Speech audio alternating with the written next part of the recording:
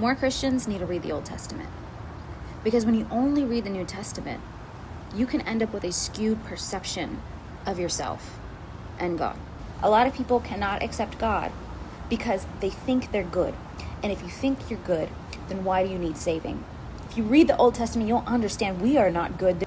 There is no way that you can read large passages of the Old Testament and not come to the conclusion that God is merciful, that God is kind, that God is patient, and mankind is the villain in his story.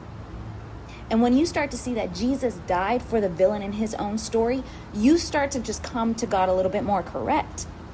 Because you stop thinking you're entitled to things. And you also start to see not just your own story and your own salvation, but you see the story of God's redemption of his people, of his church, of his bride. And then a lot of people can't receive God because they think he is bad. He is this mean, like strike you down with a lightning bolt kind of God, because we're undeserving of that type of treatment. But when you read the Old Testament and you see the types of defiling things people had been doing for centuries, you're like, oh no, God was actually merciful.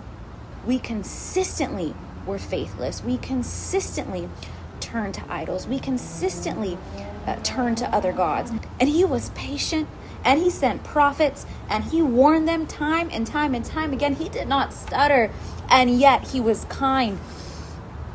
There's no way you can't come to that conclusion if you read large passages of the Old Testament. We see the same patterns. If you don't understand history, you're doomed to repeat it. We need to understand where we fit in the big picture.